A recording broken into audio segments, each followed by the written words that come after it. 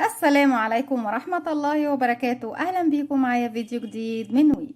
فيديو النهاردة إن شاء الله هنشرح مع بعض وحدة مربعة سهلة وبسيطة مكونة من 3 سطور، نقدر نكون منها مفرش للسرير أو مفرش للسفرة أو شال مستطيل أو بلوزة أو كارديجان أو كوشنز أو أي حاجة احنا حابينها من مربعنا النهاردة. أتمنى يكون سهل وبسيط عليكم وكمان ينول أعجابكم.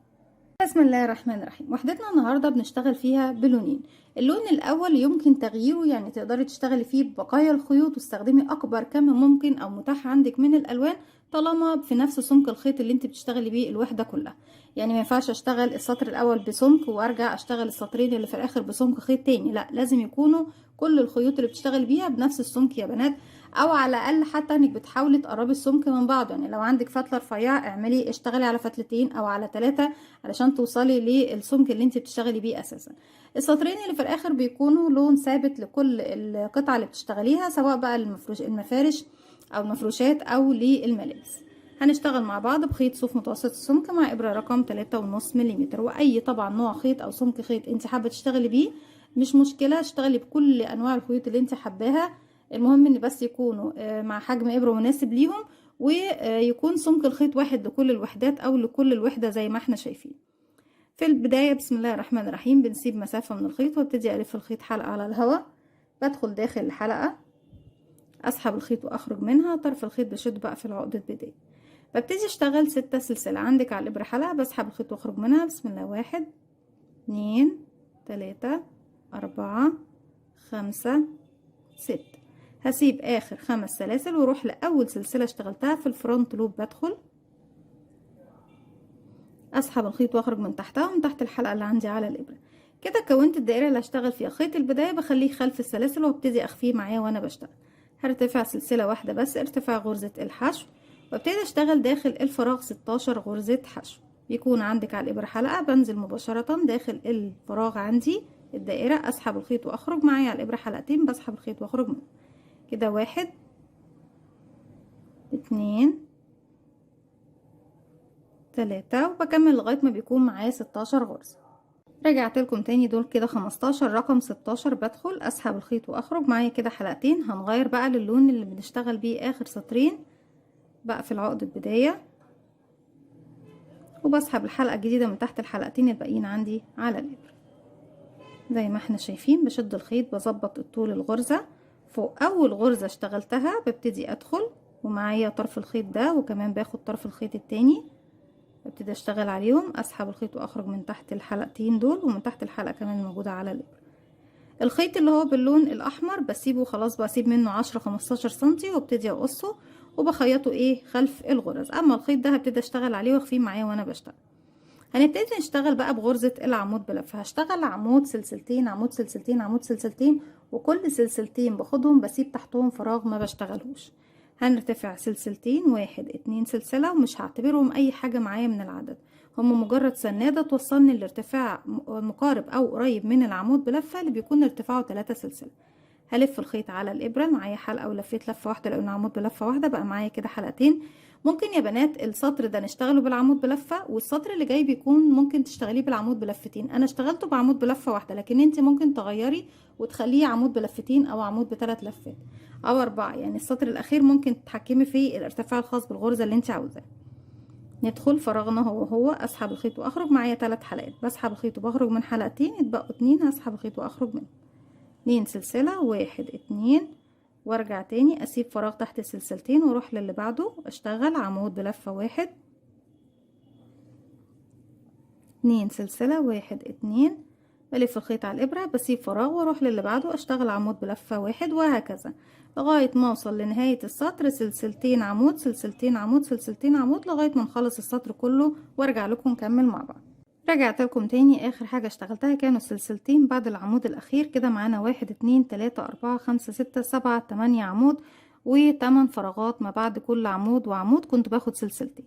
فوق اول عمود اشتغلته، طبعا السلسلتين احنا بنتجاهلهم ملناش علاقة بيهم، نروح للعمود تحت الضلعين الامامي والخلفي، بنزل تحت منهم واسحب غرزة منزلقة زي ما احنا شايفين. ده بيكون السطر رقم 2 معايا. طيب السطر رقم 3 انا بشتغل على السلاسل مش بشتغل على الاعمدة. خلاص الخيط ده خلاص انا اشتغلت عليه سطر كامل. عفوا لا احنا ما اشتغلناش على دوت، احنا ده زي ما قلنا مع بعض هنسيب 10-15 سنتي ونقصه ونخيطه ايه ظهر الشغل. اما الخيط الاصفر فاحنا خلاص اشتغلنا عليه وخفيناه معاه. هبتدي امشي بمنزلقة لغاية السلسلتين، وابتدي اشتغل فوق السلسلتين 4 عمود بلفة. في كل فراغ في سلسلتين بشتغل 4 عمود بلفة، سلسلتين ارتفاع مش بنحسبهم من العدد. وابتدي اشتغل عمود بلفة واحدة، 2 3 4. وهنا طبعا انا قلت لكم ان انتوا ممكن تستبدلوا العمود بلفة واحدة بعمود ب2 لفة او 3 لفة او 4 واكثر. هنا ببتدي اشتغل بقى ما بين كل 4 عمود و4 عمود بيكون عندي فيه اختلاف واحد بس. مرة بشتغل 5 سلسلة ما بين كل 4 عمود ولا 4 عمود اللي بعدهم، ومرة بشتغل 1 سلسلة. يعني اول مرة بشتغل 4 عمود باخد 5 سلسلة، 1 2 3 4 5، واروح اشتغل 4 عمود في السلسلتين اللي بعده، 1 2 3 4. هنا انا بعد ال4 دول هاخد سلسلة واحدة بس، تمام، واروح اشتغل 4 عمود، 1 2 3 و4. طيب تعالوا بقى لما بنبتدي نشبك الوحدات في بعضها، انا اول وحدة بشغلها بالكامل، اما بقية الوحدات فببتدي اشبك وانا شغالة اخر سطر، ببتدي اشبك الوحدات في بعضها. كنت باخد 5 سلسلة، المفروض في المرحلة اللي جاية هاخد منهم 1 2، والسلسلة رقم 3 اللي في المنتصف مش هشتغلها. ليه؟ لاني هبتدي اشبك في الوحدة التانية بغرزة حشو، وهعتبر غرزة الحشو دي مكان السلسلة التالتة. بجيب وحدتي اللي هبتدي اشبك فيها، هنا ده وش الشغل ماليش علاقة بيه، بنزل من تحت الشغل من عند السلاسل الخمسة، اسحب الخيط واخرج معايا كده حلقتين على الابرة، بسحب الخيط وبخرج منهم بغرزة حشو. هنا غرزة الحشو ادتني الفراغ رقم 3، المفروض ان انا ايه كأني اشتغلت السلسلة التالتة. هاخد بعدها كمان سلسلتين، 1 2، يبقى انا كده اشتغلت ال5 سلاسل، 1 2 3 4 5. واحدة منهم ما كانتش سلسلة بالمعنى الصحيح، لا هي كانت غرزة حشو، لكن من فوق ادتني كأني اشتغلت السلسلة ايه رقم 3. هبتدي اروح اشتغل 4 عمود في الفراغ اللي بعده، 1 2 3 4. طيب الفراغ اللي جاي كنت باخد سلسلة، مش هاخدها طالما بشبك، امال هروح فين؟ هروح بقى هنا عندي لمكان السلسلة اللي في المربع اللي ورايا اللي انا بشبك فيه، من الخلف ببتدي تحت السلسلة ادخل اسحب الخيط واخرج، واشغل ايه معايا حلقتين بسحب منهم الخيط بغرزة حشو. انا كده اشتغلت غرزة حشو وادتني من فوق كأني اشتغلت السلسلة. هروح اشتغل 4 عمود في الفراغ اللي جاي، 1 2 3 4. لسه فاضل لي فراغ كمان اللي هو فراغ الزاوية التانية المقابلة ليا، هبتدي اشبك فيه. احنا قلنا ان احنا مرة بنشتغل 5 سلسلة، مرة بشتغل سلسلة، مرة بنشتغل 5 سلسلة وده مكانها، 1 2 سلسلة منهم، ورقم 3 مش هشتغلها سلسلة، لكن هنزل للسلسلة رقم 5 اللي في المربع الخلفي، واشغل غرزة حشو فوق السلسلة رقم 3. وهنا غرزة الحشو دي ادتني المكان اللي هو الضلعين اللي هما كأنهم بالظبط اشتغلت السلسلة رقم 3 و4 و5، سلسلتين كمان انا بشتغلهم زي ما احنا شايفين. واروح لمربعي اللي بشتغله اشتغل 4 عمود، 1 2 3 4. هنا عندي هاخد سلسلة، هاخد سلسلة في المكان ده. طيب انتي قلتي ما ناخدهاش لو بنشبك، ما انا ما عنديش حاجة هنا اشبك فيها، لو عندي مربع في الجهة دي هشبك فيه على طول ومش هاخد السلسلة. ما عنديش، خلاص بكمل بقى وحدتي بشكل طبيعي. 4 عمود، 1 2 3 4. هنا 5 سلسلة، 1 2 3 4 5، وارجع 4 عمود. بكده بنكون خلصنا السطر بتاعنا كده، 1 2 3 4 سلسلة قبل ما اروح اقفل، واروح للعمود الاول وابتدي ادخل تحت حرف الفي الضلعين الفرونت لوب والباك لوب، واقفل بغرزة منزلقة. بسحب الخيط وبخرج وبسيب 10-15 سنتي، وزي ما قلنا مع بعض بنقص الخيط، وبإبرة التنظيف ببتدي انضف كل الحاجات دي ايه الخيوط دي ايه خلف الشغل بتاعي. زي ما احنا شايفين بتكون دي وحدتنا بالشكل ده شكلها.